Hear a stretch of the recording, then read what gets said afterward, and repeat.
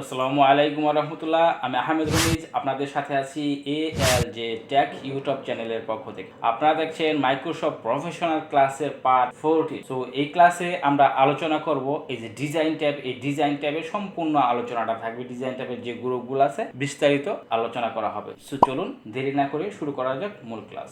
ওকে, তাহলে আমরা ডিজাইন ট্যাবে এসে প্রথমত আমরা থিম গ্রুপটাকে নিয়ে কাজ করব। থিমটা হচ্ছে এখানে বেশ কিছু থিম দেওয়া আছে ডিফেল। আপনি প্রতিটা থিম এই থিমটা যখন আপনি ক্লিক করবেন, এই থিমটার সাথে কিছু প্যারাগ্রাফ স্টাইল সহকারে চলে আসে। সো আপনি এখান থেকে এরকমভাবে অ্যাপ্লাই করে নিতে পারেন। দেখেন যখন আপনি যেই স্টাইলটায় আপনি যখন মাউসটা নিচ্ছেন তখন ওই হিসাবে কিন্তু একটু চেঞ্জ হচ্ছে। সো এই চেঞ্জটা খুব একটা চেঞ্জ আসে না, মানে কিছু হয় কি যে একটু স্পেসের চেঞ্জ আসে, তারপর হচ্ছে ফ্রন্টের সাইজের চেঞ্জ আসে বা ফ্রন্টের চেঞ্জ আসে। সো এরকম ধরনের কিছু ছোট্টখাটো চেঞ্জ আছে যেটা আপনি খুব বেশি একটা ডিফারেন্স এখান থেকে বুঝতে পারবেন না, রাইট? সো এরকমভাবে আপনি যখন একটা থিম নিলেন তখন এরকম দেখছেন, তখন তারপরে আবার যদি এখানে আরও বেশ কিছু থিম আছে। সো আপনি যদি অন্য অন্য থিমগুলো নেন, সো এরকমভাবে এখান থেকে এরকমভাবে আমরা অ্যাপ্লাই করে নিতে পারি, রাইট? সো এগুলো হচ্ছে টোটালি ডিফল্ট। সো শুধু আপনি এখান থেকে একটা থিম চেঞ্জ করেন, হ্যাঁ, প্রথম থিম থেকে আপনি দ্বিতীয় থিমে এসে এখান থেকে আবার শুধু স্টাইলগুলো এরকম মাউসটা ঘুরায় দেখতে পারেন যে কোন স্টাইলটা কীরকম। বাট যখন আপনার যে স্টাইলটা প্রয়োজন হবে ওটা অ্যাপ্লাই করে নিতে পারেন এখান থেকে, রাইট? সো এখানে খুব একটা বেশি কিছু থাকে না। এনে হচ্ছে এখানের যে টাইটেলগুলো বা যে কালারটা আপনার এখান থেকে এই যে এই কালার থেকে এসে আপনি আবার এই কালারটা চেঞ্জ করতে পারেন। দেখেন এই যে টাইটেলের যে কালারগুলো, এখন এই কালারগুলো চেঞ্জ হয়ে যাবে যদি এরকমভাবে নিচে আমরা কালার থেকে অ্যাপ্লাই করে দিই, রাইট? তো আশা করি আমরা এখানে এরকমভাবে করে নিতে পারবো, রাইট? তো দেন হচ্ছে এই থিমের পরে এবং কি স্টাইলের পরে এখানে চলে আসবো। কালারটা তো আমরা দেখে নিলাম, এই থিমের সাথে কালারটা চেঞ্জ করা হয়। দেন হচ্ছে ফ্রন্ট। সো ফ্রন্টটাও অ্যাকচুয়ালি এখানে তেমন কিছু নাই, কারণ ফ্রন্টের কাজ কিন্তু আমরা এখান থেকে দেখে নিয়েছিলাম। এখান থেকে আমরা যে কোনো ফ্রন্ট অ্যাপ্লাই করে নিতে পারি। তো একদম ঠিক এরকমটাই বিষয়, এখানে আরও বেশ কিছু কম ফ্রন্ট থাকে। সো এই ফ্রন্টগুলো আপনি চাইলে এরকমভাবে অ্যাপ্লাই করে নিতে পারেন এখান থেকে, রাইট? সো এরকমভাবে আপনি ফ্রন্টগুলো এখান থেকে চেঞ্জ করে নিতে পারেন, রাইট? তাহলে আমরা এখন ফ্রন্টটাও দেখে নিলাম। অ্যাকচুয়ালি এখানে খুব বেশি একটা কাজ থাকে না, খুব শর্টকাটে আমরা শেষ করতে পারবো। দেন হচ্ছে প্যারাগ্রাফ স্পেস। সো প্যারাগ্রাফ স্পেসের কাজটা কি দেখেন, এরকম যখন প্যারাগ্রাফের স্পেসটা আপনি এরকম মাউসটা ঘুরাচ্ছেন, এখানটা দেখতে পাচ্ছেন যে কতটুকু স্পেস আপনি প্যারাগ্রাফ থেকে প্যারাগ্রাফ কতটুকু স্পেস নেবেন, বা আপনার একটা লাইন থেকে আরেকটা লাইনের কতটুকু স্পেস নেবেন। সো এইভাবে ডিফল্ট কিছু স্পেস দেওয়া আছে, আপনি এখান থেকে এরকমভাবে নিয়ে নিতে পারেন। পাশাপাশি আপনি যদি মনে হয় যে না, যতটুকু স্পেস দেওয়া আছে ততটুকু যথেষ্ট না, আমার আরও বেশি স্পেসের দরকার ছিল, সো ওই ক্ষেত্রে আপনি কাস্টমে আসতে পারেন। কাস্টমে এসে এখান থেকে আপনি লেফট রাইটে স্পেসটা দিতে পারেন, এবং কি প্যারাগ্রাফের বিফোর আফটার এখানে আপনি এরকমভাবে স্পেসটা কম বেশি করে নিতে পারেন, রাইট? এরকমভাবে আপনি এখান থেকে স্পেসটা কম বেশি করে নিতে পারেন। সো এখান থেকে একদম ডিফল্ট। আশা করি আমরা এখান থেকে করে নিতে পারি, এবং কি সাইজটা আমরা এখান থেকে চেঞ্জ করতে পারি, এবং কি ফ্রন্টগুলো আমরা এখান থেকে চেঞ্জ করতে পারি। চেঞ্জ করে শুধু অ্যাপ্লাই করে দিলে হবে। তো অ্যাকচুয়ালি এখানে তেমন কিছু না, শুধু আমরা এরকমভাবে যেটা এখান থেকে ডিফল্ট পেয়েছিলাম, সো এখান থেকে। বাট আপনার যদি মনে হয় যে প্যারাগ্রাফের স্পেসটা আমরা নিতে চাচ্ছি, তো প্যারাগ্রাফের স্পেসটা যদি আমরা বাড়াই, তাহলে দেখেন 18 সেন্টি করে দিলাম। তখন কিন্তু এখানে দেখেন এই যে একটা প্যারাগ্রাফ থেকে একটা প্যারাগ্রাফের এতটুকু স্পেস আছে। সো আপনি যদি চান যে না 18 না আরও বেশি করতে চাচ্ছি আমি স্পেসটা, তাহলে কিন্তু এখান থেকে এসে আপনি আরও বেশি করতে পারেন। সাপোজ আমি মনে করেন যে একদম 174 করে দিলাম, রাইট? সো দেখেন এখন কিন্তু এত বড় স্পেস চলে আসছে, রাইট? সো এরকমভাবে আমরা চাইলে স্পেসগুলো কম বেশি এখান থেকে এসে আমরা করে নিতে পারি। এখানে ডিফল্ট কিছু আছে, দেন হচ্ছে এখান থেকে যদি আমাদের পছন্দ না হয় তাহলে আমরা এখানে কাস্টম থেকে আমরা প্যারাগ্রাফগুলো চেঞ্জ করতে পারবো। সো এখানে শুধু এতটুকু বিষয় ছিল, এবং এখানে কিছু ইফেক্ট আছে। সো এফেক্টটা অ্যাকচুয়ালি স্টাইলের সাথে যায়। সো এফেক্টটা এরকমভাবে এখান থেকে চেঞ্জ হবে আর কি স্টাইলের সাথে। দেন এখানে আছে set as default. So set as ডিফল্টটা কি? সো সেট অ্যাজ ডিফল্টটা হচ্ছে ঠিক এরকম, যে আমি রিকমেন্ড করবো যারা নতুন, এখানে কোনো সময় কোনো বেশ কয়েকটা জায়গায় কিন্তু সেভ অ্যাজ ডিফল্ট আপনি পাবেন।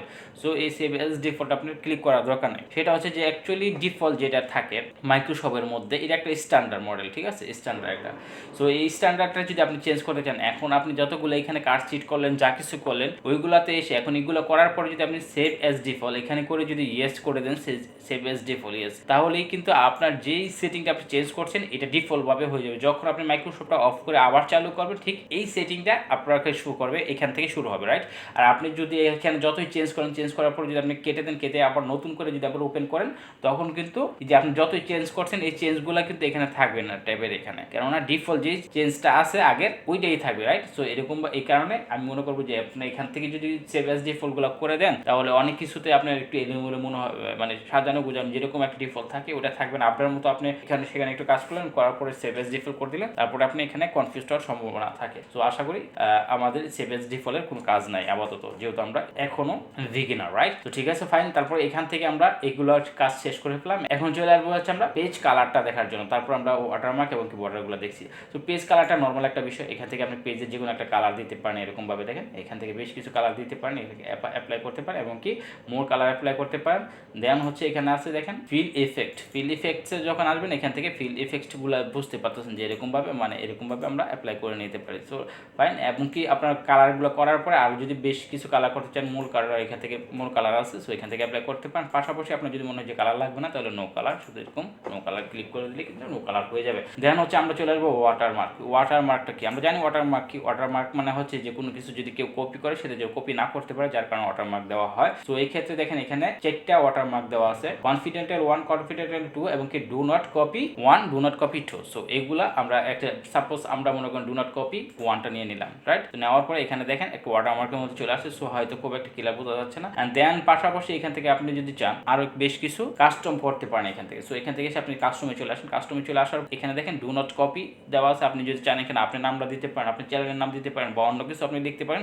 দেন ডিফল্ট কিছু সেন্টেন্স এখানে দেওয়া আছে। আবার এখান থেকে আপনার ড্রাফট তারপরে আর কিছু আছে, এগুলো আপনি এখান থেকেও চেঞ্জ করতে পারেন বা পাশাপাশি আপনার প্রয়োজনে আপনি চেঞ্জ করে নিতে পারেন। এন্ড দেন হচ্ছে ল্যাঙ্গুয়েজটা, কোন ল্যাঙ্গুয়েজ আপনি দিতে চাচ্ছেন এখান থেকে ল্যাঙ্গুয়েজটা চেঞ্জ করতে পারেন। এন্ড সাইজটা এখানে অটো আছে, চাইলে আপনার সাইজ ছোট বড় এখান থেকে করে নিতে পারেন। সো আপনি যদি মনে হয় যে ছোট লাগতো তাহলে ছোট করতে পারেন। তো 40 হলে একদম ছোট হয়ে গেলে এটা বোঝা যাচ্ছে না, রাইট। তো এখান থেকে আপনি এরকমভাবে সাইজটাও চেঞ্জ করতে পারেন। তো সাইজটা অটোটা বেটার, মানে এটার ইচ্ছা মতো করে এটা এখানে নিয়ে নিবে আর কি। সো এই কারণে অটোটা বেটার। অ্যান্ড দেন হচ্ছে অটোর পরে আমরা যদি এখানে চলে আসি, দেখেন এখানে হচ্ছে কালার। সো কালারটা এখন একদম মানে কি বলে একদম একটু লাইট কালারের মতো, যার কারণে কালারটা বোঝা যাচ্ছে না। সো আপনি যদি চান একদম ফুল ব্ল্যাক করে দেন তাহলে কিন্তু আবার এখান থেকে আপনি বুঝতে পারতেছেন খুব বেশি। তবে ফুল ব্ল্যাক করলে হবে কি, ফুল ব্ল্যাক যদি করেন তাহলে হবে কি এখানে একদম আপনি যেই প্যারাগ্রাফগুলো লিখছেন এটার উপরে চলে আসবে। সো এই ক্ষেত্রে আপনি এখানে ওগুলো পড়তে পারবেন না, যার কারণে এটা হালকা থাকাটাই বেটার। কালারটা যে কোনো কালারে নেন না কেন, কালার হয়তো পারে আপনি ডিফারেন্ট একটা কালার নিতে পারেন এখান থেকে, আপনি রেড কালারও নিতে পারেন এরকমভাবে বা অন্য কোনো একটা কালার নিতে পারেন এরকম, রাইট।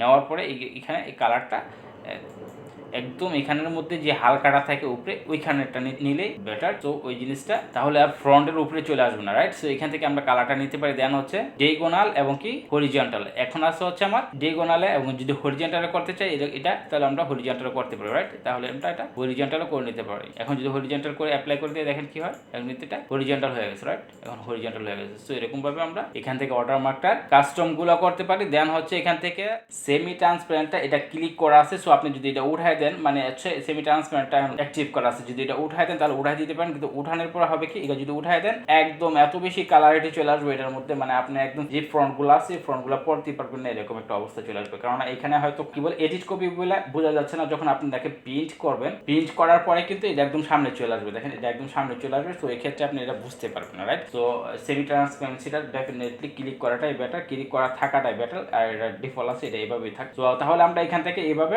ওয়াটারমার্কটা মডিফাই করে আমাদের মতো করে আমরা ওয়াটারমার্ক দিতে পারবো, রাইট। এন্ড দেন হচ্ছে এখানে দেখেন ওয়াটারমার্কটার সাথে কিন্তু আরো দেওয়া আছে একটা বিষয়, সেটা হচ্ছে পিকচার ওয়াটারমার্ক। তো আপনি এখানে তো ফ্রন্ট দেওয়া আছে, সো আপনি যদি কোনো পিকচার অ্যাড করতে চান তাহলে এখান থেকে কিন্তু আপনি পিকচারও অ্যাড করে নিতে পারেন। দেখেন এই পিকচার একটা অ্যাডের জন্য শুধু এখানে চলে আসেন, এখানে চলে এসে ওয়ার্ক অফলাইন এখান থেকে আপনি যে কোনো ফাইল থেকে কোনো যদি থাকে তাহলে এরকমভাবে একটা পিকচারও কিন্তু অ্যাপ্লাই করে নিতে পারেন। দেখেন এই পিকচারটা কিন্তু অ্যাপ্লাই হয়ে গেছে। এটা একটু হোয়াইট কালার যার কারণে বোঝা যাচ্ছে না, মানে লাইট কালার যার কারণে বোঝা যাচ্ছে। তো ঠিক আছে, আশা করি আমরা এগুলা এখন তাহলে ওয়াটারমার্কটা আমরা দিতে পারবো, কি পেজ কালারটা আমরা বুঝে নিলাম, রাইট। তো এখন বাকি থাকে হচ্ছে শুধু পেজ বর্ডার। সো পেজ বর্ডারটা অ্যাকচুয়ালি আমরা এখান থেকেও কিন্তু পেজ বর্ডারটা দেখে নিয়েছিলাম, হোম থেকে এসে আমরা এখান থেকে কিন্তু পেজ বর্ডার দিয়ে আমরা এরকমভাবে দেখেছিলাম পেজ বর্ডার, রাইট।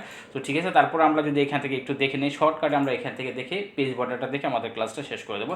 তো পেজ বর্ডারটার কাজটা হচ্ছে ঠিক এরকম, দেখেন এখানে আছে পেজ বর্ডার, আর এখানে আছে বর্ডার। তো এই বর্ডারটা কি, এই বর্ডার এখানে এই পেজ বর্ডার, এই বর্ডার মানে হচ্ছে প্যারাগ্রাফের বর্ডার। আপনি যে প্যারাগ্রাফগুলো আছে প্যারাগ্রাফের যদি কোনো বর্ডার দিতে চান, সাপোজ আমি বক্স বর্ডার করে নিতে চাচ্ছি, তো এখানে বক্স এবং কি শ্যাডো, 3D, কাস্টম 3 ধরনের বর্ডার আছে। সো 3 ধরনের জন্য 3টা গ্রুপ আছে, 3টা গ্রুপের সাথে আলাদা আলাদা বর্ডার এখানে দেওয়া আছে, মানে একই বর্ডার 3টা গ্রুপে দেওয়া আছে আর কি। সো বক্সটা যদি আমরা নিই, বক্স থেকে মনে করেন আমরা এই কালারটা এইভাবে নিয়ে নিলাম, অ্যান্ড দেন হচ্ছে এখান থেকে আমরা কালারটা যদি অ্যাপ্লাই করতে চাই, সো এখানে আমি খুব জটপট দেখাচ্ছি কারণ হচ্ছে আমরা হোমের থেকেই এই বর্ডারের কাজগুলো দেখে নিয়েছিলাম, রাইট। তো এখন আমি যখন এখানে ক্লিক করে দেবো, দেখেন কি হয়, তখন কিন্তু এই যে প্যারাগ্রাফটার মধ্যে বর্ডারটা চলে আসছে, মানে হচ্ছে আমার মাউসের কার্সারটা ঠিক এইখানে ছিল, যার কারণে এই প্যারাগ্রাফটায় অ্যাপ্লাই হয়ে গেছে। দেন হচ্ছে যদি আমার মাউসের কার্সারটা এখানে থাকতো তাহলে কিন্তু এই প্যারাগ্রাফটা অ্যাপ্লাই হয়ে যেত। এখন যদি আমি এখান থেকে করি, এখান থেকে করে এসে যদি যেমন বক্সটা নিয়ে নিলাম, অ্যান্ড দেন হচ্ছে এটা ঠিক আছে, কালারটা নিয়ে নিই, কালারটা দিচ্ছি হচ্ছে এবার এলো, হ্যাঁ, যখন অ্যাপ্লাই করলাম তার মধ্যে এই যে দেখেন এখানে এই প্যারাগ্রাফটা চলে আসছে। সো আমরা চাইলে এরকমভাবে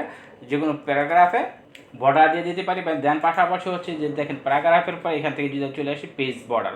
সো পেজ বর্ডার মানে হচ্ছে পেজ বর্ডারের মাঝখানে যদি আপনি দিতে চান, সো আমরা কিন্তু এই স্টাইলগুলো দেখেছি, যার কারণে খুব ঝটপট দেখতেছি। সো এটা চাইলে আপনার এখান থেকে অ্যাপ্লাই করে নিতে পারেন, নয়তো আমাদের হোম ট্যাবের যে ক্লাসগুলো আছে ওগুলো দেখবেন। আর যারা একদম প্রফেশনালি মাইক্রোসফট শিখতে চাচ্ছেন, অবশ্যই শুরু থেকে একদম আমাদের প্লে লিস্টে গিয়ে ইউটিউবের যে মাইক্রোসফটের যে প্লে লিস্টে, এখানে ওই প্লে লিস্ট থেকে একদম শুরু থেকে ক্লাসগুলো করবেন, তাহলে আশা করি খুব প্রফেশনালি আপনি শিখতে পারবেন। আর তাছাড়া আপনি যদি মাঝখান থেকে দেখেন হয়তো অনেক কিছু বুঝতে পারবেন না, রাইট। সো ঠিক আছে, দেন হচ্ছে আমরা এখান থেকে যদি একটা কালার অ্যাপ্লাই করি, কালার অ্যাপ্লাই করার পরে এখান থেকে আমরা কিন্তু আরও বেশ কিছু স্টাইলিশ পেজ বর্ডার আছে। সো আমরা চাইলে এগুলো আমরা এখান থেকে অ্যাপ্লাই করতে পারি। সাপোজ আমরা এটা অ্যাপ্লাই করে দিলাম, রাইট, এরকমভাবে কিন্তু অ্যাপ্লাই করে দিতে পারি।